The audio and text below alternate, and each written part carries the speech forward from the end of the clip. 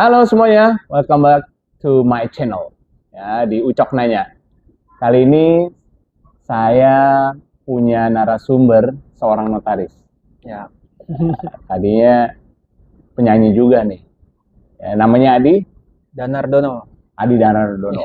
Ya, thank you loh Di, Iya, udah menyempatkan waktunya, udah mau dateng di Ya. sini di Karawaci loh, ya kan? Sekalian kangen katanya ngeliat iya. Udah naik lama. kampus. Udah lama ya. Minal aidin Ya, wal faizin. terima Mohon kasih. maaf lahir dan batin. Gimana Di kabarnya sekarang? Udah lama ya kita nggak ketemu ya. Iya, udah lama nih. Udah berapa tahun nih? Terakhir tuh 2000. Kamu angkatan berapa sih? Kalau S1 sih 2008. 2008. Terakhir ketemu 2000 berapa ya? 15 atau 2000 berapa? Pokoknya Iya, udah lama banget. hampir 10 tahun kali nggak ketemu nih. Iya. Sekarang tahu-tahu udah jadi notaris saya dia. Mm. Ini rocker. Ini rocker dulu nih. Penyanyi juga loh. Kalau search ya, Kartiko Adi Danardono, keluar deh dulu ya. Sering ngasih dulu di TV apa tuh? Macam-macam ANTV gitu. NTV dulu. itu sih Di ya, radio juga. radio juga ya. Genrenya apa ya waktu itu nyanyi? Genre yang cengeng-cengeng lah. Pop maksudnya. Pop lah. Aduh, dari kamu nggak berubah loh penampilannya. Rambut masih gondrong. Ini notaris paling funky nih kayaknya nih. Ini udah potong ini sebenarnya. Udah potong cepet Ah. gondrong ini. Coba. Kalau dulu saya ingat ya, ada dulu di RCTI film Gerhana, ya ini kayak Pierolan nih. Iya kan? Si Gerhana yang jadi Gerhana ini persis potongan ini ke dia. Aduh, Lebaran kamu pulang kamu nggak? Enggak lah, di Jakarta aja. Jakarta ya? Ah, Nggak mau. ya. Asli mana sih di? Bener tuh? Kalau bapak sih Jawa Timur, kalau Bapak. ibu Sunda lah. Oh, Jawa Timur, satu Jawa Barat. Iya. Bandung atau apa? Banten sih. Banten ya? Banten. Bukan Bantennya ini. mana saya kurang. Nggak tahu ya. Ah, Sekarang kamu penempatan di mana? Sekarang sih di Bandung. Di Bandung? Iya. Di kota, Kabupaten. Kabupaten. Ah, Gimana pengalaman kamu nih? ya pengalaman sih sejauh ini ya, alhamdulillah lancar-lancar aja sih. Lancar-lancar aja ya? Asal kita on track gitu. On track. Iya. Mm-mm. Kamu nggak ngarepin di Jakarta gitu? Emang kepikirannya pengen di Bandung atau? Enggak, karena penempatannya emang ya di situ ya, karena kan notaris baru kan nggak bisa langsung ke kota besar gitu. Oh, harus di daerah-daerah Iya. kecil dulu ya? Gitu. Pengalaman apa yang kamu dapetin tuh? Kalau Selama kamu nyemplung di dunia notaris? pengalaman sih banyak ya, tapi yang terpenting kita ketemu orang tuh macam-macam gitu loh. Jadi pelajarin juga apa sifat-sifat orang nih, kebutuhannya apa gitu. Oh gitu? Ada Bukannya orang kalau ketemu notaris ya paling bikin akta, emang sifat-sifat apa yang bisa kamu pelajari dari ya orang-orang yang datang kantor kamu tuh? kadang ada yang pengen cepet nih. Ada yang mau kilat, ada yang pengen cepet, ada yang apa orientasinya, oh yang penting gua murah, yang penting gua murah, gitu. Penting Macam-macam. murah. Tahu-tahu aktanya berantakan. Gitu ya. Iya. Ada yang nggak macam-macam sih sebenarnya.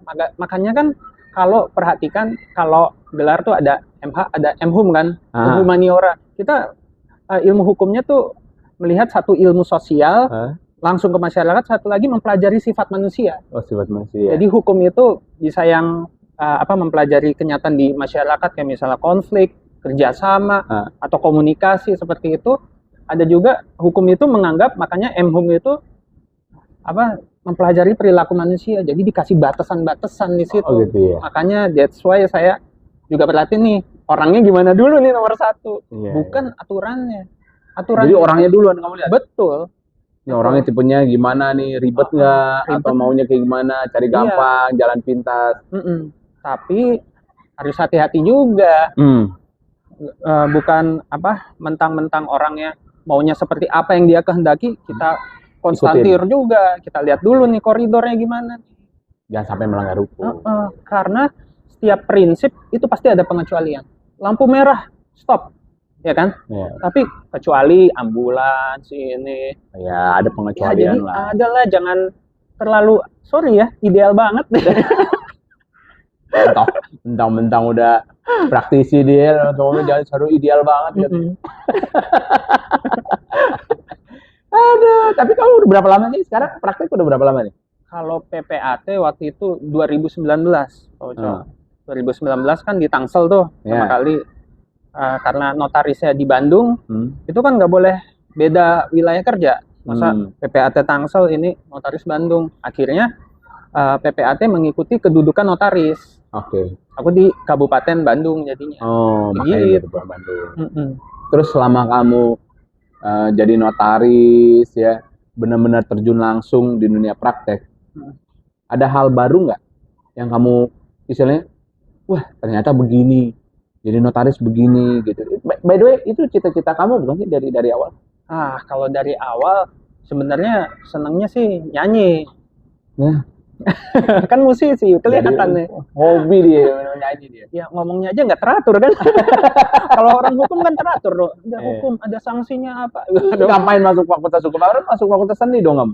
Ya seharusnya sih itu, cuma karena biasa ada motivasi dorongan dari orang tua lah. Orang tua. Kamu kakek kamu hukum, ini hukum. Kenapa kamu nggak ambil hukum? Ya Oh. biasalah.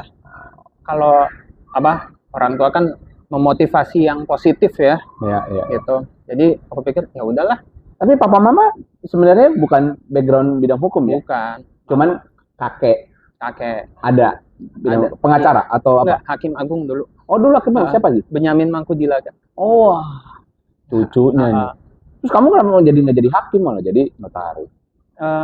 ya yang damai-damai aja lah. Gitu. Saya nggak suka berkonfrontasi gitu, malas gitu. Pressure-nya banyak ya jadi hakim. Ya, Mungkin kali gitu kali. ya banyak lah, nggak suka di zona konflik intinya. Oke, jadi kamu masuk fakultas hukum itu karena support atau dorongan lah, masukan Ya. dari orang tua ya. Masukan betul. Oke, terus setelah kamu menjalani kuliah di fakultas hukum, nyesel nggak? Enggak, justru kita tahu aturan, karena apa aja tuh di sini tuh diatur gitu, walaupun kebanyakan aturan lama-lama nggak teratur. Jadinya kayak gitu ya. Tapi ya nggak nyesel sih, dan justru bersyukur sekali jadi bisa memenuhi kebutuhan hidup juga dari situ. Waktu saya ngajar ya, saya banyak juga nemuin anak-anak yang sebenarnya nggak pengen masuk di fakultas hukum, dipaksa sama orang tuanya. Terus saya bilang, semua profesi itu bagus kok, semua bidang ilmu bagus, ya. Yang penting kita jalanin, Ya. ya, jalanin dengan serius, kita suka, ya, tekun. Cuman kalau memang anaknya terpaksa, ya susah juga akhirnya. Nilainya jadi jelek, ya, karena nggak suka. Nah, Adi ini demennya musik dia, ya, penyanyi. Tapi dengan dorongan dari orang tuanya, dia mau tuh dan bisa selesai loh dia. Dan seingat saya sih kamu nggak pernah punya masalah selama di kampus ya. Nilainya juga oke, cukup baik. Gimana tuh cara kamu memanage ya antara keinginan kamu sebagai musisi dan memenuhi dalam tanda kutip ekspektasi orang tua ya untuk masuk di fakultas hukum, bener ya? Gimana tuh cara itu? Waktu itu kamu gimana responnya gitu? Kalau responnya sih saya melihatnya tuh kita nih mau jadi apa dulu, tujuannya apa nih gitu loh. Musik aku melihat itu sebagai hiburan jadinya, maksudnya hobi lah. Kita nggak perlu sekolah tinggi-tinggi gitu loh untuk jadi seorang musisi hebat atau apa. Sedangkan ini aku kan udah kuliah S1, S2, udah pendidikannya udah inilah berjenjang gitu kan. Iya. Jadi ya untuk di bidang hukum ya akan sangat sayang aja kalau ilmu itu tidak dipakai gitu loh. Untuk membantu masyarakat, untuk membanggakan orang tua gitu. Ya, selama di Fakultas Hukum apa yang kamu senang? Mata kuliah apa yang kamu senang dulu? Yang Yang ringan menarik. sih, yang ringan-ringan aja. Pengantar ilmu hukum. Iya. Kenapa? Ini gara-gara saya yang ini dulu saya lagi. Ini ringan-ringan nih. Serius. Tapi apa yang kamu demen? Ya. Merasa tertariknya di dunia hukum itu pasti dong perkenalannya juga kan ya lingkungan kamu karena kakek kamu juga mantan hakim. Tentu sedikit banyak kamu sudah bersentuhan dengan dunia hukum. Minimal lihat buku-buku kakek atau pekerjaan kakek sebenarnya udah tahu bukan orang yang benar-benar nggak tahu dunia hukum seperti apa gitu. Tapi ketika kamu terjun langsung masuk di Fakultas Hukum itu merasa tertariknya ketika belajar apa gitu? Pertama kali tertarik sih jujur aja sih pengantar ilmu hukum. Karena itu merupakan dasar kita mau kemana gitu loh. Tanpa ada basic ini tuh kita nggak tahu nih ini mau apa. Hukum ini tuh ibaratnya detonator deh kalau bom nih. Ada sesuatu yang kecil yang orang anggap kecil apa sih, tapi kalau tanpa pemicu itu bom nggak akan meledak. Asik Gitu. Tapi serius nih, Betul. depan kamera kamu bilang PIH begitu nggak ada itu gue sebenarnya senangnya real estate nih katanya. Waktu itu bapak ngajarnya enak. Jadi benar-benar. Tapi saya ngajar kamu ya? Iya, waktu PIH. Sama Prof Arif bukan? Iya, Prof Arif ya? Arif Budiman, Pak. Arif Sidarta. Oh, salah. Arif Budiman malah. Saya udah banyak ini lupa. Kita uji ya. Kalau kamu yang benar demen mata kuliah PIH, itu pelajaran apa yang kamu ingat waktu belajar PIH? Pertama kali yang disuguhin itu, aduh, basic banget. Nulum delitum nula punasena pravia lagi punale. Artinya? Ya, ada suatu perbuatan dapat dihukum tanpa ada aturan yang mengatur sebelum perbuatan itu terjadi. Ya kan? Jelas kan? Itu pertama kali, saya langsung mikir, ya juga, wah mantep juga nih, basicnya kayak gini. Iya, gitu. Jadi langsung menginspirasi ya. Iya, menginspirasi kan. Menginspirasi. Basicnya banget itu, asas-asas gitu. Lex spesialis ini, derogat general, lex superior, derogat inferior. Masih hafal loh asas-asas posterior, derogat hukum yang baru, mengesampingkan hukum yang lama. Berarti benar. Gitu. Ini benar nih. Berarti saya senang loh ya. Berarti nyangkut omongan saya. Iya, nyangkut banget. Itu kan basic, Pak. Iya. Sebelum masuk ke ranah yang lain, pidana, perdata, ini itu. Ya, pintu masuk lah. Pintu masuk. Ya. Jadi kamu bisa merasakan bahwa keseruan itu muncul ketika kamu di awal-awal malah ya. Iya, di awal-awal. Nggak telat gitu panasnya. Panasnya langsung nih PIH. Karena PIH itu pengantar ilmu hukum itu mata kuliah dasar. Jadi biasanya anak-anak Fakultas Hukum itu masuk ambil PIH, PHI, pengantar hukum Indonesia dan juga ilmu negara ya. Itu mata kuliah basic itu. Dan biasanya yang basicnya kuat ya ke belakang-belakangnya dia lancar-lancar aja. Jadi kamu nggak ada masalah lah. Nggak ada. Ya. Walaupun hobinya nyanyi, ya waktu masuk Fakultas Hukum toh juga jadi sarjana hukum tetap nyanyi. Iya. Masih bisa nyanyi ya. Jadi bukan alasan dari. Malah sekarang dia ngerti jadinya suatu karya lagu itu harus dilindungi oleh hukum ya. Iya, haki. Iya. Pada tahu nih pasti haki. Nah, bisa memutuskan jadi notaris. Itu waktu kuliah S1 atau setelah lulus S1? Setelah lulus dong. Oh, jadi waktu S1 itu kamu belum ada bayangan? Belum ada bayangan. Mau jadi pengacara, hakim, jaksa, notaris atau apa belum ada bayangan? Belum. Bahkan sempat jadi asisten pengacara. Ya itu biasalah bantu-bantu kayak gitu. Tapi kok nggak cocok ya? Karena kan aku kan orangnya yang ya kurang bisa berdebat, terus nggak suka yang konflik, nggak suka yang berpihak kepada sesuatu ini, terus jadinya musuh atau apa, itu nggak bisa. Paling tampangnya rocker ya, tapi hatinya rinto juga dia. Demennya yang kalem, nggak suka konfrontir dengan orang gitu ya, gebrak-gebrak gitu ya. Oh, nggak suka. Makanya ngelihat orang jangan dari casingnya, jangan lihat dari gondrongnya, ini begini tapi kalem, suaranya aja nyaris tidak terdengar nih. Untuk pakai mikrofon. Iya. Kalau pakai mikrofon, ini nggak tahu nih mikrofonnya masuk ke suara dia nih. Masuk ini pasti. Ya, jadi setelah lulus Ya, setelah Magang. lulus magang, terus apa yang cocok ya? Terus ngelihat notaris kok apa ya? Kayaknya kok orang yang lagi seneng-senengnya ketemu notaris, misalnya kayak lagi beli rumah baru, iya. Enggak, itu pengalaman Gitu. kamu, momen-momen apa yang sampai memutuskan kamu kan ada dong pengenalan dulu, bukan pengenalan ya, yang memicu ya. Setelah lulus kan magang, kamu bilang di kantor pengacara pula, tapi dia nggak demen tuh. Nah, ketika memutuskan untuk jadi notarisnya itu kapan tuh? Waktu di kantor pengacara atau Waktu selesai dari kantor pengacara sih. habis itu kamu kerja apa? Itu sempat di suatu perusahaan di kamu bidang sempat di perkapalan. perusahaan? Perkapalan. Karyawan waktu itu. Karyawan, terus sering nerima akte notaris juga pada waktu itu. Kepikiran nih, kan nggak terlalu tahu banyak nih, ini apa, Iya. kewenangannya apa aja, terus apa sih yang bisa dikasih di kontribusinya apa aja. Aku sempat baca-baca, ini apa ini, karena emang apa ya, kurangnya edukasi mengenai notaris ke masyarakat. Orang taunya kalau mau beli tanah atau apa ke notaris.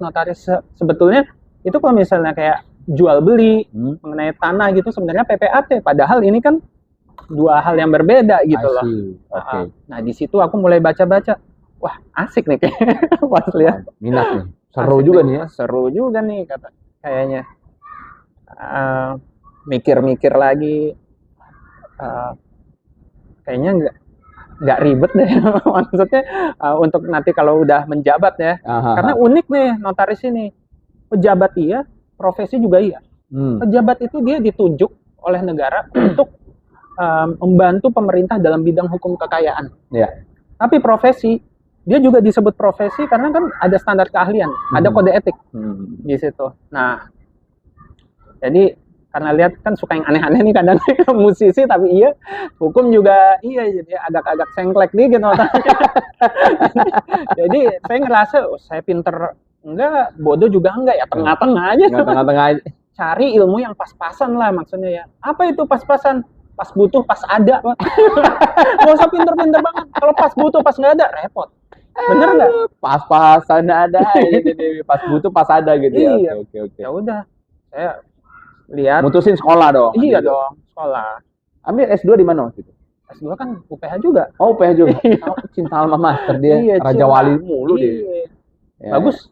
Bagus. Berkualitas semua. Ini UPH bagus dong namanya ya. Iya. Sekalian promosi dong ya. Tapi ini nggak ada pesanan loh. Ini semua natural, nggak ada settingan-settingan ya, seperti biasa konten saya ya. Betul-betul ya nanya. Saya nggak kasih skrip ke dia, nggak kasih kisi-kisi, nggak ada lah. Cuman ngobrol ngalir gini aja ya. Jadi waktu itu kamu masuk UPH karena kamu ngerasa bagus di UPH. Bagus. Oke. Jadi apa namanya? Nggak nyesel lah kamu ya masuk UPH. Oh enggak dong. Koneksinya oke. Baik-baik. Aman. Aman, menyenangkan, bermanfaat nih. Ini ambasador UPH nih. Bermanfaat. Oke, terus pas kamu sempat magang nggak di kantor notaris? Sempat. Ya memang harus dong ya kan? Iya, emang. Di mana dulu kamu magang? Waktu itu di Tangsel sih. Tangsel. Berapa lama ya? 2 tahun sih. 2 tahun. Sempat ya, bantu-bantu lah gitu. Iya, nyari ilmu lah. Nyari ilmu. Habis itu terjun deh.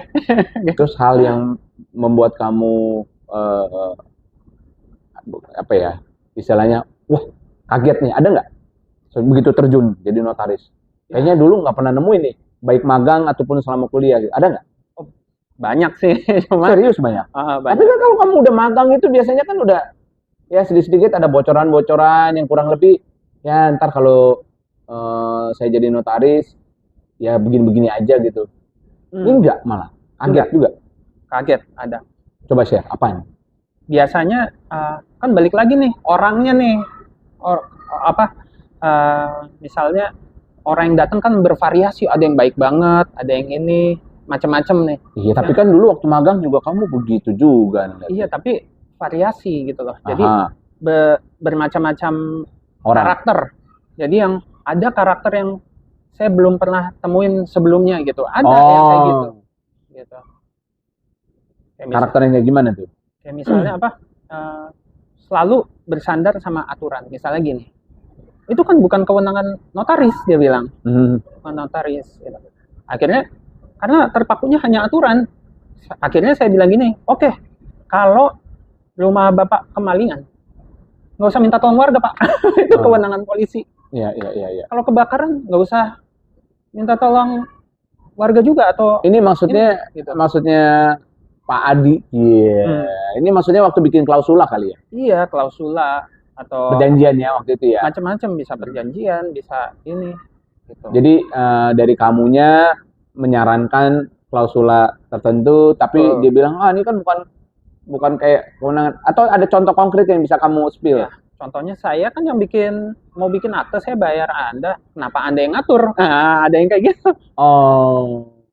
Ada yang kayak gitu, makanya saya jawab, dan dia kan mengatakan apa, ini kan bukan kewenangan ini gitu. Akhirnya saya bilang, udah, dia pakai analogi, saya pakai analogi juga. Saya jawab itu. Jadi baru dah tadi itu ya kamu ngadapin langsung yang seperti itu ya? Salah satu sih. Tapi kan ya kita harus pinter-pinter lah intinya gitu. Pinter aja nggak cukup. Pinter-pinter. Kalau pinter aja teori apa tahu, karena teori itu kan hasil dari cara pandang. Teori ini, cara pandang ini. Ini prakteknya. Tapi kalau praktek nggak ada teori ya nggak bisa juga. Kita mau ngapain? Ibarat sendok nih, nggak tahu cara makanya, tapi nggak tahu sendok itu apa. Kita nggak tahu apa yang dimasukin ke mulut kita juga. Selain itu ada nggak? Selain karakter manusia yang lebih kepada regulasi atau apa? Ada nggak? Ada. Bagaimana caranya kita nggak terlalu menyimpang regulasi? Nggak terlalu menyimpang. Jadi aturan itu ada supaya prakteknya tuh nggak belok-belok banget. Oke. Gitu. Contohnya apa tuh? Contohnya misalnya bikin cover note. Cover note itu surat keterangan. Misalnya surat keterangan sedang misalnya sertifikatnya sedang diproses, belum selesai. Nah, itu kan sebenarnya di undang-undang itu kan nggak ada tuh kewenangan itu. Tapi boleh nggak, pertanyaannya buat? Boleh. Gitu. Kalau nggak ada, kalau nggak diatur bukan berarti misalnya boleh atau apa. Jadi pakai hukum yang tertinggi itu adalah hukum akal sebenarnya. Bener. Logika. Jadi logika. Kadang yang saya suka males tuh melihatnya letter luck misalnya. Oh ini nggak diatur. Oh nggak ada larangan. Kayak akal lah. Gitu. Itu kan untuk kita semua juga gitu. Asal tidak merugikan atau apa. Emang fungsinya apa cover note itu? Fungsinya ya untuk menunjukkan bahwa benar-benar sedang diproses. Nah, coba kamu spill dikit dong cover note. Mungkin ada yang awam, bukan orang hukum. Ya. Ini dia notaris profesinya, terus udah gitu ya sedang bercerita lah tentang cover note ini. Apa tuh cover note? Cover note itu surat keterangan sih sebetulnya. Surat keterangan itu bisa telah diproses, akan diproses, atau sudah diproses. Hubungannya untuk apa cover note ini? Kapan muncul cover note ini? Kebutuhannya untuk apa? Kebutuhannya itu untuk menerangkan bahwa misalnya ada produk yang belum selesai nih. Kan suka nunggu nih, mana nih kepastian. Itu dalam peristiwa apa tuh? Lagi perjanjian kah atau apa tuh? Biasanya itu muncul. Atau lagi mau beli apa gitu?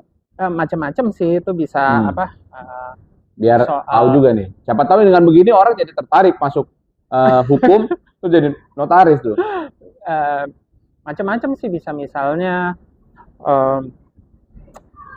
mengenai jual beli rumah. Iya, jual beli rumah bisa. Gitu. Misalnya sertifikat kan belum selesai. Saya mau tanya ini kira-kira kapan ya, berapa lama? Oh ini sedang diproses Pak. Kan selama proses itu kan dia nggak ada pegangannya. Iya. Si pembeli. Klien lah. Gitu, klien. Ya udah bikin itu. Kenapa mesti gini nih? Ini kan tadi dia bilang kan surat keterangan. Emang nggak cukup dari keterangan individu aja? Misalnya saya mau beli rumah kamu atau kamu mau beli rumah saya, terus misalnya sertifikatnya lagi dalam proses lah. Kan saya bisa ngomong sedang dalam proses. Kenapa mesti ada cover note dari notaris? Itu tandanya apa tuh? Tandanya gini. orang tuh kan macam-macam ya. Ada yang sukanya tertulis, ada yang sukanya lisan. Ya, mau yang mana? Ya oke, Kita tertulis tawarkan. ya. Tapi kenapa mesti di notaris cover note? Kenapa nggak cukup dari individu aja yang para pihak yang berkaitan gitu? Karena menyerahkan berkas secara tertulis, prosesnya pun untuk memberikan bukti itu sedang diproses juga harus secara tertulis. Nah, tapi kenapa harus ada notarisnya di situ? Harus dibikin cover note itu bisa nggak dibikin di individu? Individu, maksudnya individu. Saya bikin cover note gitu. Bisa aja, tapi namanya kan bawa tangan. Kayak gitu. Jadi kenapa orang perlu ke notaris itu lebih apa namanya, legal ya? Ya, jadi lebih terpercaya karena tadi notaris itu adalah pejabat ya. Pejabat iya. Yang ditunjuk oleh negara ya, jadi lebih aman lah atau lebih terpercaya jadinya kayak gitu. Pejabat negara tapi tidak digaji negara, itu uniknya. Ya kan? Pejabat negara tapi tidak digaji negara. Digaji malah kita yang kasih uang pajak dong. Negara-negara NBP ini. Gitu. Apa sih yang kamu lihat dari dunia notaris kalau kamu belajar, apa yang kamu pelajarin? Sama nggak kayak dunia lawyer gitu? Bedanya kalau lawyer kan bagus juga, lawyer tuh tertarik juga. Cuma dia kan berpihak kepada suatu pihak lah. Sedangkan kalau notaris kan dia netral, gitu. Netral, jadi nggak membela siapapun gitu loh. Itu kalau dasarnya sih lebih suka. Tapi ada anggapan ya, katanya lawyer dengan notaris itu, lawyer itu lebih superior lah, kelihatan superior atau lebih dihargai. Itu kamu gimana menanggapi statement itu tuh? Jadi istilahnya notaris tuh nggak begitu dihargai, nggak kayak lawyer gitulah. Setuju nggak? Enggak sih. Kalau aku melihatnya profesi apapun yang bersandarkan kode etik itu pasti bagus. Apalagi lawyer juga officium nobile. Iya. Enggak, tapi artinya orang kalau ngeliat lawyer sama ngeliat notaris kayaknya lebih dihargai jadi lawyer gitu loh. Kamu ngerasain hal itu atau enggak? Enggak sih. Enggak. Aku melihatnya sama aja, tergantung kebutuhan. Nggak dianggap sebelah mata gitu ya. Bagus lawyer juga. Ya. Jadi anggapan itu ya nggak berlaku lah buat kamu ya, atau kamu nggak pernah mendapatkan pesan seperti itu ya? Iya, nggak pernah pesan.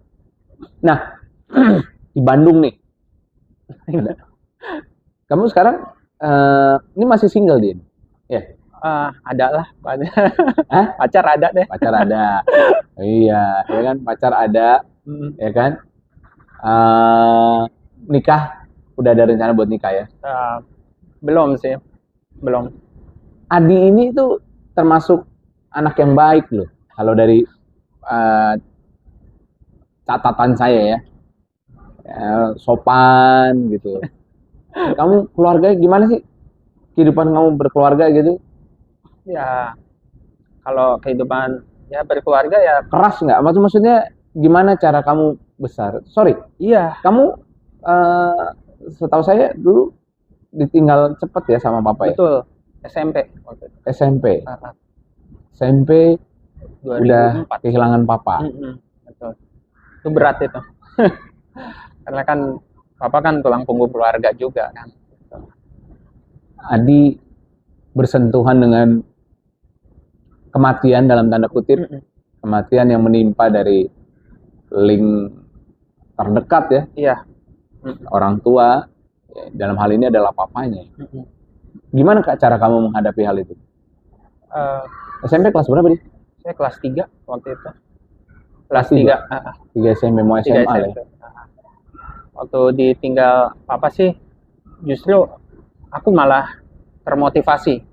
Termotivasinya dari, gue udah nggak ada bokap, gue harus bisa nyenengin nyokap. Iya. Jadi apa yang nyokap mau nih, mama mau nih, selama itu tidak ya melanggar ini itu, ya kenapa enggak? Salah satunya nyokap tuh pengen anaknya sarjana hukum, seperti itu. Gitu. Harapan dari mama. Tapi saya tidak merasa terpaksa untuk melakukan itu karena nggak tertekan. Enggak, karena justru ini untuk kebaikan juga, gitu loh. Apakah ini pilihan yang benar atau tidak nih hukum ini nih. Ternyata setelah dipelajari, penting banget ini hukum. Iya. Karena nggak bisa kita misalnya melakukan sesuatu ternyata itu melanggar, saya nggak tahu, tetap kena. Ada kan asas hukum apa tuh? Jadi yang kamu tahu. melihat bahwa keinginan mama untuk kamu mengenyam pendidikan tinggi hukum itu baik lah. Betul. Dan jarang ya ada anak yang mau mengesampingkan keinginannya pengen jadi musisi, tapi betul. karena keinginan orang tua, ya dia coba ikutin lah. Untungnya Adi sadar juga bahwa belajar hukum itu penting ya, dan nggak ada ruginya sebenarnya. Itu kamu down nggak kayak gitu waktu? Ya, sempat down sih ya, namanya anak. Berapa lama ya? Pasti ya, pertanyaan apa coba kayak gitu, down nggak ya? Pasti down ya. Sorry lu, pertanyaannya jadi konyol. Nggak apa-apa. Itu kan dulu, sekarang udah biasa lah. Udah biasa ya. Berapa lama kamu pulih dari rasa kehilangan? Rasa kehilangan sih ya setahun 2 tahun lah udah. Tahun 2 tahun ya. Udah bisa lah menghadapi semua, harus realistis lah. Banyak yang harus aku singkirkan. Maksudnya singkirkannya ego, misalnya, saya sukanya ini, tapi harusnya begini, baiknya begini. Ya udah, lakuin yang benar. Karena patokan saya tuh kebenaran sama kebaikan. Ketika ini sesuatu baik tapi nggak benar, nggak bisa. Nomor 1 benar dulu. Kayak misalnya kita suapin anak nih, terus itu baik kan itu. Tapi ketika anak udah gede, disuapin baik nggak? Baik, tapi nggak benar. Dia jadi manja. Jadi manja, nggak bisa untuk struggle atau apa gitu. Jadi di usia berapa belas tuh? Kamu kehilangan papa tuh umur 14. berapa? 14 tahun, kamu kehilangan papa. Disitulah kamu sadar bahwa kamu harus lebih berjuang ya. Betul.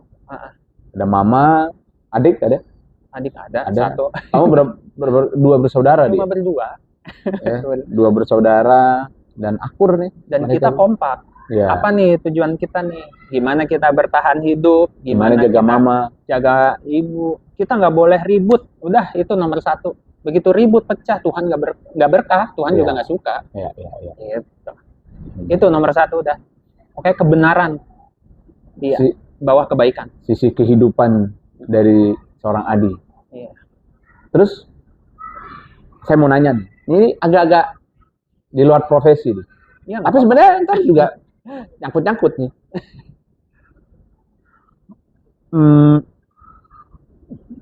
Apa yang kamu pikirkan ketika mendengar kata kematian?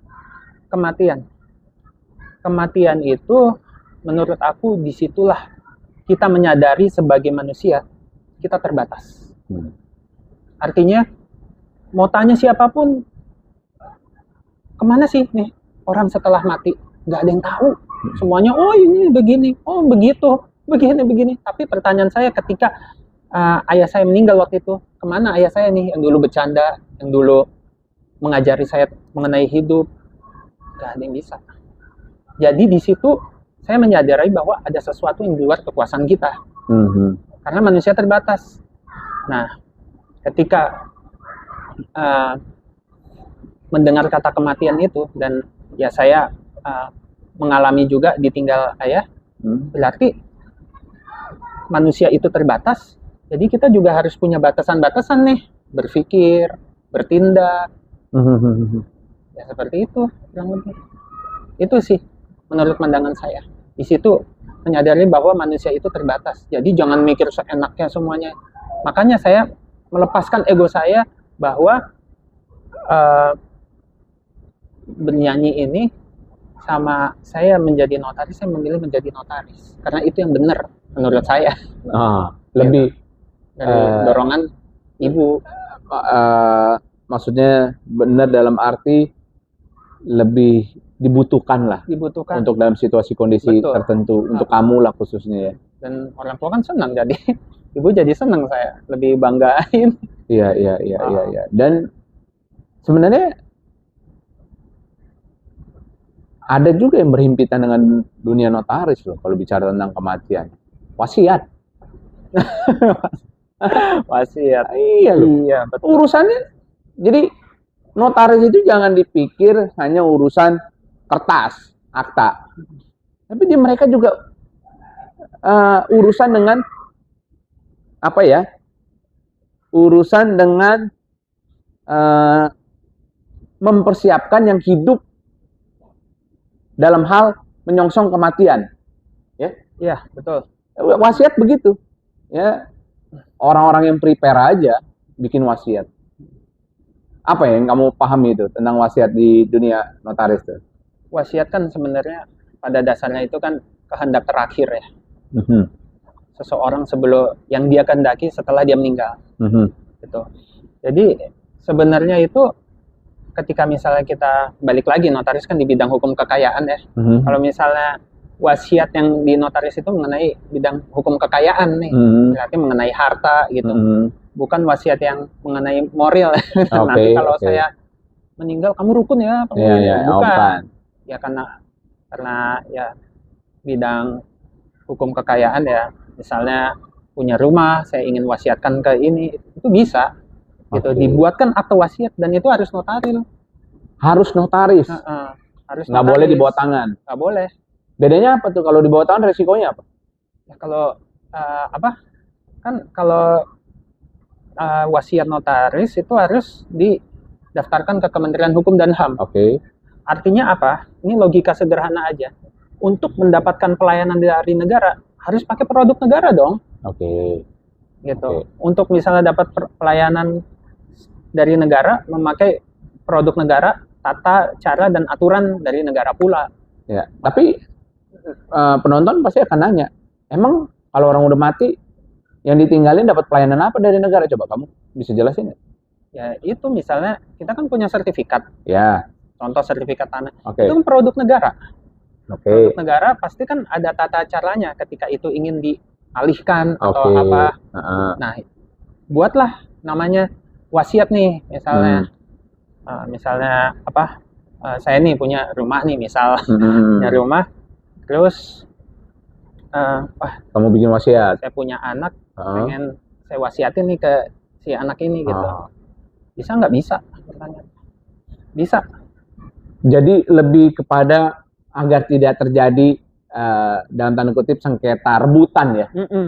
Walaupun tapi kan orang bisa bilang kan udah diatur dalam hukum perdata mengenai warisan apa dulu perdata legitime porsi bagian mutlak gitu kan, ini berapa bagian itu. Mungkin nggak wasiat itu bertentangan dengan legitime porsi? Mungkin. Boleh nggak? Ya kalau aturannya ya nggak boleh. Tapi kan ada tapinya. Untuk membatalkan wasiat itu kan harus gugatan ke pengadilan. Jadi kekuatan akte notaris itu sama dengan putusan pengadilan. Gitu. Jadi itu akan dianggap benar selama tidak ada. Coba kamu jelasin dulu legitime porsi apa tuh? Orang masih orang awam mana dengar misalnya. Misalnya nih nonton nih, dia apa ya? Contohnya ya kan namanya juga penonton ya. Saya nggak tahu nih video nyangkut di mana. Misalnya abang-abang gorengan gitu lagi iseng-iseng nunggu minyak panas, dia ngeliat ini apa nih ngomong-ngomong notaris gitu. Apa tuh legitime porsi? Singkat kata aja, legitime porsi itu hak mutlak dari ahli waris. Jadi ketika pewaris itu orang yang meninggal dunia.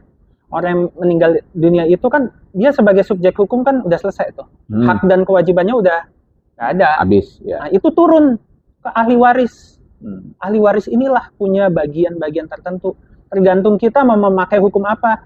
Kalau sarananya hukum adat tuh adat ya, matrilineal, macam-macam. Ya. Mau agama, hukum Islam. Negara, KUH Perdata. KUH Perdata itu bahasanya yang sederhana aja deh. Hukum yang diatur negara lah. Gitu. Jadi kalau misalnya pakai KUHP itu biasanya yang non Islam lah. Iya. Kalau yang Islam biasanya pakai hukum Islam ya dalam hal warisan gitu. Pakainya berdasarkan hukum Islam. Tapi kalau misalnya orang Kristen, Katolik, ya Buddha, ya pakainya BW ya, atau hukum perdata. gitu. Gitu. Ya. Jadi ada nggak pernah kamu temuin tuh, ini wasiat, ya kan, tapi bertentangan dengan legitim aborsi itu? Ada. Banyak kali. Banyak. Itu gimana tuh? Ini real ya, kasus real ya. Jadi aturan hukum sudah memberikan panduan tentang porsi masing-masing dari ahli waris. Nih, ahli waris itu bisa siapa aja coba? Ahli waris coba. Yang jadi ahli waris. Ya, kan itu ada 4 golongan ya. Nah, tuh coba. Golongan 1, 2, 3, 4. Itu daging nih, daging semua nih. Kalau golongan 1 biasa terdekat sih, kayak suami, istri, anak gitu, dan seterusnya gitu. Kalau ini bicara apa nih? Waris. Ya waris ya. Kalau 1, 2, 3, 4 lah. Saya lupa sebenarnya. Nggak tahu sih. Nih kalau misalnya ada sensor-sensornya, gitu. lagi blank. Minum dulu. Ini kacau. Ini nih, makanya kenapa konten-konten itu umumnya diedit. Cuman dia udah bersedia loh, belak-belakan aja. Ya memang begini. Ya wajar. Nggak ada orang yang selalu ingat gitu loh. Iya. Kadang-kadang bisa lagi pikiran gimana, ngeblank ya kan. Kan harus buka buku dulu. Nah. Intinya yang mau disampaikan itu bahwa dalam hal mewarisi sesuatu, kekayaannya dalam hal ini itu bisa ke istri, anak-anak, ataupun ke paman, sepupu dan segala macam, dan itu diatur dan undang. Ke atas dulu kan biasa. Ya, gitu, kakek, bapak, ibu, ya, kakek, nenek, ya itu ada dalam KUH Perdata. Cuman di sini yang mau saya sorotin adalah banyak kasus ya. Banyak kasus sebenarnya menurut kamu? Kalau yang lazim kayaknya kasus. Yang aku alamin sih adalah beberapa. Ada beberapa ya. Ya katakanlah beberapa kasus muncul wasiatnya itu menyimpang dari yang seharusnya. Contoh misalnya begini, kalau misalnya seseorang punya harta berupa rumah ya, punya anak katakanlah 4, ya, itu kan harus dibagi tuh rata ke istrinya, ke anaknya, benar nggak? Tapi kalau misalnya wasiatnya hanya menunjuk 1 anak aja, gimana? Bertentangan nggak dengan hukum? Jawaban dari Pak Notaris? Bertentangan. Nah. Tapi kalau melihat misalnya ceritanya nih, anak saya ini yang saya tunjuk wasiat ini, dia ini anak yang baik, anak yang merawat saya, yang lain durhaka. Nah, ya gitu kan bisa aja gitu. Jadi menarik ya. Jadi alasan-alasan moral bisa, betul, bisa apa namanya, membuat seseorang memutuskan yang agak menyimpang tuh, yang seharusnya dia bagi rata. Betul. Nah itu gimana penyelesaiannya? Ya penyelesaiannya ketika misalnya dia meninggal baru muncul persoalan ya. Ya persoalan sih tergantung, ada yang nerima aja bisa yang gugat gitu kan, tergantung. Selama nggak digugat ya berlaku aja. Makanya urusan sama dunia hukum ya begitu, perkara hukum ya. Kalau nggak terima gugat, kalau terima ya udah lempeng baik. Iya. Padahal tapi secara teoritis, secara keadilan itu menyimpang ya. Menyimpang. Secara wasiat seperti itu seharusnya nggak muncul ya. Agak sulit juga ya, karena kalau kita di posisi dia, kita misalnya merasakan dia benar-benar durhaka atau apa gitu, sesuatu yang benar-benar merugikan kita secara misalnya secara macam-macam lah, mungkin fisik, finansial, atau hubungan atau apa gitu.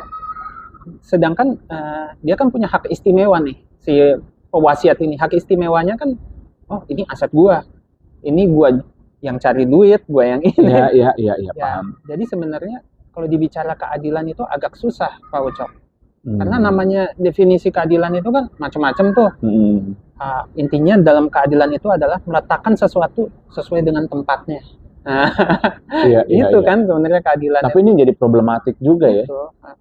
Soalnya kan menurut hukum ini udah diatur, tapi ternyata ada wasiat, dan wasiat itu hanya bisa dibatalkan kalau misalnya melalui putusan pengadilan. Artinya orang harus gugat dulu. Ya inilah isu-isu hukum ya. Itu baru bicara mengenai wasiat. Makanya ketika kita bikin wasiat, ya sebisa mungkin janganlah menimbulkan konflik. Betul. Wasiat yang tadinya mau membuat semuanya lancar, jelas ya, tapi malah timbul persoalan juga. Gitu. Jadi kita udah meninggal tapi persoalannya masih hidup. Iya. Iya. Terus kalau kamu dari kamu deh, balik lagi ke kamu. Kalau mendapatkan kasus yang seperti itu gimana? Saya sih tergantung sih sebenarnya. Tergantung kronologisnya juga gitu. Berdasarkan walaupun saya ya tidak dapat dipungkiri hanya dari satu pihak gitu ya. Tapi ya kadang balik lagi ke nurani juga sih. Bener nggak nih buat ini gitu loh. Bener nggak sih kayak gini? Tapi karena emang udah dilindungin undang-undang, emang merupakan kewenangan juga salah satunya bisa bikin wasiat, ya udah kenapa enggak gitu. Kamu pernah ngalamin langsung ya? Pernah. Kamu bertentangan nggak? Digugat nggak tuh wasiat kamu tuh? Orangnya masih hidup. Orangnya masih hidup. Orangnya masih hidup. Jadi ketika orangnya masih hidup mau dibatalin pun juga bisa gitu. Iya. Jadi kan ya udah, Anda berpikir dulu lah. Kalau gitu. Ketahuan wasiatnya. Iya. Iya kan, mau dibatalin kalau nggak ada yang tahu gimana?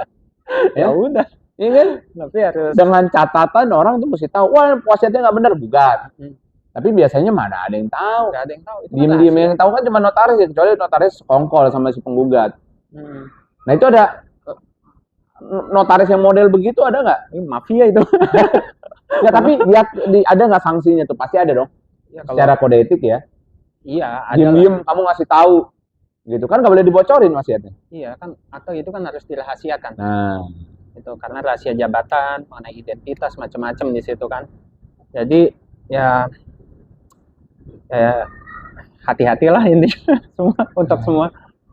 Ya itu salah satu tantangan ya menjadi seorang notaris di antara sekian banyak persoalan ya. Yang kayak gini juga bisa jadi persoalan. Masalah wasiat. Ya, yang tadinya kita mau mempersiapkan kematian kita dengan lancar tanpa persoalan, ya bisa jadi persoalan kalau yang hidupnya ini mempersoalkan. Kalau anaknya nggak akur. Ya, seperti yang kamu bilang ya, ketika papa kamu pergi, ya, kalau kamu sama adik kamu nggak akur, selesai udah. Berantakan pasti itu. Iya. Tapi kita akur aja, ya happy ya. Jadi, nah, kalau kita tuh damai, hukum itu nggak perlu terlalu banyak bekerja gitu kalau damai. Iya. Ya, saya dulu pernah ngajar, sebenarnya nggak perlu ada aturan tuh. Kalau semuanya itu lancar-lancar aja. Yang hukum itu diperlukan ketika ada konflik. Iya. Untuk mencegah konflik, karena udah ada konflik makanya diciptakan. Kalau baik-baik aja mah nggak ada masalah ya. Iya, nggak ada. Adi. Tuh selain itu apa yang kamu alami itu selain masalah wasiat di bidang notaris yang krusial menurut kamu? Ya, yang krusial ini apa? Misalnya kita harus pintar-pintar juga nih sebagai notaris. Bisa jadi yang menghadap ke kita itu bukan orang yang sebenarnya, kembarannya nih, dia kembar nih. Oh serius? Iya, si A, si B. Nih, ini kan kembar nih. Nah, cuma si B ini ngaku-ngaku namanya A kan. Dia emang kembar gitu. Emang kembar. ID-nya kelihatan sama gitu. Iya, tapi ketika dibacakan misalnya di plesetin dikit lah gitu. Misalnya lahirnya di sini ya. Dia main iya aja. Padahal lahirnya di mana gitu. Ya, mukanya nggak sesuai lagi. Nggak sesuai. Gitu. Nah, terus? Ya udah, berarti ini bukan orang sebenarnya. Dugaan ya. Kan kalau dalam pidana praduga tidak bersalah, tapi kalau ini praduga bersalah dulu. Iya. Intinya maksud kamu apa yang biar aware itu maksudnya itu sering kecolongan itu notaris itu sering. Nggak sering sih, cuma ada aja. Ada. Karena yang nomor satu yang harus hati-hati itu terhadap orang. Hubungan kita, karena kita kan bersentuhan langsung nih. Nah. Ada yang ngomongnya manis-manis, tipu-tipu, ya kan? Nah kalau kayak gitu bisa batal dong aktanya. Bisa. Karena kan bukan orangnya langsung, subjek hukumnya langsung yang ini. Cuma macam-macam deh kalau praktek tuh, nggak indah apa ya? drafting yang gitu udah ya praktek lah Iya. gitu. Itu kalau kecolongan gitu pusing juga loh. Pusing. Daftar misalnya bikin perjanjian jual beli. Yang beli kembarannya. Ya. Itu kampret. Iya. bener itu. Tapi gimana cara kamu bisa memverifikasi kalau dia kan ini menarik loh. Datang nih orang, kamu tahu dari mana dia punya kembaran atau kan nggak ada yang tahu. Gimana cara men-screening hal itu tuh? Ya sebenarnya ya namanya jalan Tuhan ya. Misalnya apa? Ternyata di mobil ada gitu kembarannya. Ya, gitu. Itu kalau ketahuan. Kalau nggak ketahuan gimana di? Ya kalau jadi capek mikir, jadi berat kontennya. Ya apa saja. Jadi kan saya baru kepikir loh. Ya, ini mesti nanya nih sama notaris lain nih teman-teman saya yang lain ya. Iya. Kalau misalnya kembaran dia datang, di hadapannya iya aja, padahal sebenarnya dia nggak datang, itu udah nggak sah tuh. Tapi kan sebenarnya kalau sebagai ini kalau bicara aturan lagi deh, baik-baik lagi. Sebenarnya kalau sebagai notaris kan sebenarnya kita hanya bukti formalnya aja. Kita tuh tidak bertanggung jawab sebetulnya apakah ini orangnya benar atau enggak gitu, kita nggak bertanggung jawab. Kita hanya sebatas siapa yang menghadap kepada kita. Cuma unsur kehati-hatian itu wajib ada. Ya caranya gimana kehati-hatian? Ya, urusan sama orang kembar begitu. Ya contohnya ya seperti yang tadi yang aku bacakan, misalnya lahirnya di sini atau apa gitu. Kalau dia iya aja dia bohong, kehati-hatian dari si notaris gimana bisa dilihat kayak gitu? Ya berarti ya apa saja. Masa sih? Wah, ini bikin PR nih sama saya nih. Bentar saya penasaran, saya cair notaris lain di pandangannya gimana. Apa saja kan ya, namanya praktek kan. Toto nongol ada sengketa hukumnya. Iya bisa kayak gitu. Bener. Ya itu memang banyak sih ya di dunia hukum tuh. Aduh, pusing emang. Hal-hal sepele aja itu bisa menimbulkan persoalan yang besar loh. Itu resikonya perjanjiannya atau aktanya bisa dibatalin atau digugat tuh. Yang datang siapa? Yang buat siapa? Namanya nama siapa gitu kan? Iya. Rencana kamu untuk kedepannya, apakah terus di Bandung, pindah ke Jakarta biar lebih dekat sama orang tua? Rencana kedepannya sih ya syukur-syukur sih bisa pindah ke Jakarta lah, kan dekat sama orang tua juga.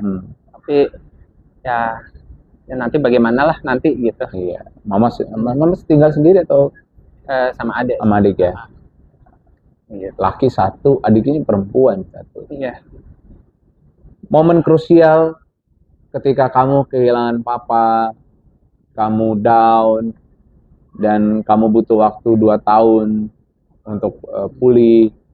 Sekarang juga kamu masih terus perhatian sama mama ya. Apa sih yang kamu maknai dalam kehidupan ini? Aku memandang kehidupan ini tuh pokoknya selama kita masih bernafas, kita harus berjuang untuk tujuan kita. Apa tujuan kamu yang belum tercapai? Ya tujuan akhir sih ya hidup yang benar dan selamat lah. Maksudnya gimana hidup yang benar? Ini mulai perlu nyanyi kayak gini. Makin lama makin pertanyaan katanya. Maksudnya tuh benar ya, kita nggak berbuat jahat. Ya. Kita tidak nipu-nipu orang. Ya itu udah pastilah. Itu udah pasti. Tapi ya, apa yang menjadi impian kamu yang masih belum terwujud gitu? Ya kalau impian orang tua melihat kamu menjadi seorang sarjana hukum udah kesampaian sekarang. Apa yang belum Ya menikah. Malu gue jadi menikah, punya anak. Kamu nggak takut punya anak?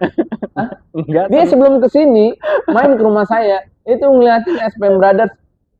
Kamu nggak? Ini Gue serem punya anak. Enggak begitu di. Enggak, seneng liatnya. Masa? Apalagi anaknya Pak Ucok cakep-cakep loh ini. Ini cakep kelakuannya. Begini lihat di bapaknya begini. Kumis aja ubana deh kayaknya. Namanya juga anak kecil, wajar. Nakalnya wajar. Asik, dia bisa ngomong begini nih. Nah, kalau dia udah punya anak, dia gue pengen lihat deh, rambutnya putih semua kali dia. Enggak, saya sabar kok orangnya. Tapi iya loh, dia ini sabar nih. Tapi tergantung jumlah anak juga kayaknya di. Ya, kamu punya anak berapa? Ya 2 lah. 2. 2 cukup banyak udah ya. Ya 2 cukup banyak. Cukup lah. Tapi kamu beneran nggak takut melihat anak-anak sekarang kenakalan anak, bukan kenakalan ya, anak yang aktif lah ya, bukan nakal sebenarnya, aktif aja ya, cuman kan masyarakat umum selalu melabelin nakal, aktif lah, lompat sana lompat sini. Itu kamu nggak bikin kamu takut gitu untuk punya anak ya? Enggak sih, justru kita harus mampu mengedukasi dengan baik yang masuk ke dia tuh kayak gimana. Wah, ini calon papa yang baik nih ntar. Jadi ini anaknya bisa dibilanginnya seperti apa nih gitu. Ya. Modelnya kan kita harus tahu dulu nih. Orang kan beda-beda. Iya. Cara bilanginnya ini. Jadi target menikah nih impian kamu ya?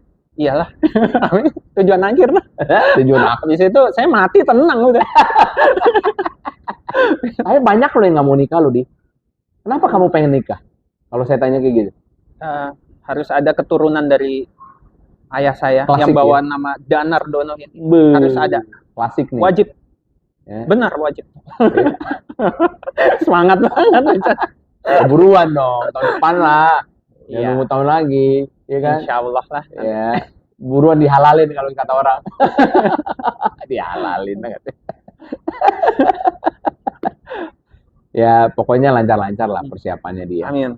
Ya, saya yakin kamu juga pasti bisa menjadi bapak yang baik lah. Amin. Kan tentunya kamu kan juga mulai sebagai seorang anak yang bertanggung jawab, ya, sayang sama orang tua, dan saya udah ngeliat sendiri bagaimana beliau sayang kepada mamanya, ya, mamanya juga care, ya, adem lah pokoknya sama mereka.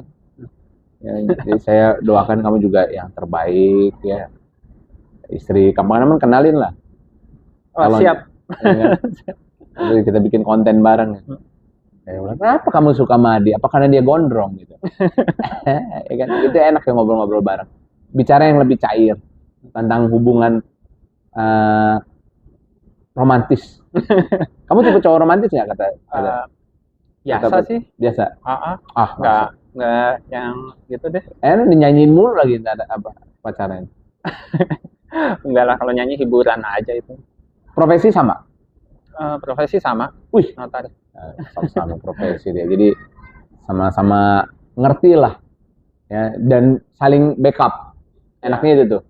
Saling backup, ntar misalnya ada persoalan apa, ya karena satu bidang pasti saya dapat pertolongan. Iya. Thank you loh, Di. Ya, sama-sama Pak Ucok. Saya senang ngobrol-ngobrol santai, ringan, dan nemuin. Ini ada satu omongan nih, kembar. Baru kepikir saya. Kepikiran. Ini baru kepikiran nih, iya juga ya. Ini dia kayaknya nggak persiapan. Kalau misalnya saya tanya yang terlalu serius, nanti kita bahas ya. Gimana ceritanya notaris itu bisa mengatasi persoalan kalau yang datang itu kembarannya. Jadi ngaku-ngaku identitas yang dibawa identitas adiknya atau abang kembarannya, itu kan nggak sah. Ya kan? Misalnya Dina, ya. Dia bawa kembarannya si Dina, identitasnya, yang datang Dini. Itu cara notaris bedanya gimana? Kan dia juga nggak tahu. Dia kembaran, kan gitu. Ya? Susah melihat unsur kehati-hatiannya, susah. Itu menarik tuh notaris. Sukses buat kamu selalu, Di. Terima kasih Pak Ucok. Kedepannya saya berharap kamu bisa lebih sukses. Amin. Ya, lebih bisa menjadi pelayan masyarakat, ya, memberikan pencerahan bagi masyarakat di bidang hukum, tetap on the track, ya, nggak ngelakuin yang neko-neko. Harapan saya sih begitu, karena banyak juga kan pasti celah-celah untuk melakukan hal-hal yang nggak benar. Tapi kamu juga secara spiritual, saya lihat oke lah, ya. Taat gini, rajin sholat, nggak pernah terlambat, Aduh, hatinya Rinto lembut bener, pakai bedak. Pegang dikit apa? Aduh. Thank you nih. Terima kasih, Pak. Ya, udah mau jadi narasumber di Ucok Nanya ya. Jangan kapok lo, Di. Wah, seneng saya. Ya, beneran seneng saya. Wah, gua kagak mau lagi. Ya, thank you loh buat menonton. Semoga tontonan atau video ini ya layak untuk ditonton, dan semoga juga memberikan pencerahan. Setidaknya yang mau belajar hukum bisa dapat ya secercah bayangan ya mengenai kehidupan nanti setelah lulus itu seperti apa kalau misalnya dari sisi notaris ya. Dan buat anak-anak atau teman-teman adik-adik ya yang mau menempuh pendidikan tinggi dan kebetulan itu berbeda dengan keinginannya, ya coba aja untuk dipikirkan secara matang gitu. Jangan sampai kamu itu kuliah dengan tekanan. Nah, dari pengalaman saya, anak-anaknya seperti itu akan terpelanting gitu, nggak selesai.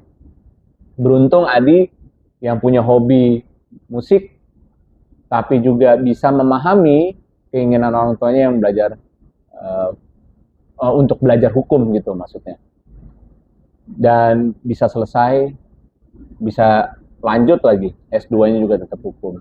Saya rasa banyak ya orang-orang seperti itu ya yang merasa terpaksa atau mendapatkan dorongan dari orang tua. Yang saya mau bilang bahwa belajar hukum itu nggak ada ruginya, karena di setiap aspek kehidupan kita nggak pernah terlepas dari persoalan hukum atau segi hukumnya. Mau beli makan itu ada perjanjian jual beli makan, beli rumah juga begitu.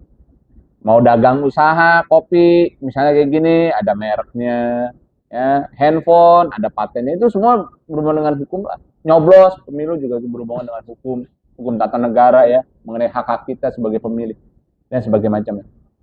Dan yang perlu diingat adalah tetap jaga karakter. Tadi selama ngobrol ya Adi juga ngingetin ya, untuk tetap on the track. Jangan neko-neko, jangan kebablasan, karena akan membawa masalah. Baik, terima kasih. Sampai jumpa di episode selanjutnya dengan narasumber yang berbeda, dan semoga hari ini Anda mendapatkan pencerahan. Salam pencerahan dan sampai jumpa. Ciao.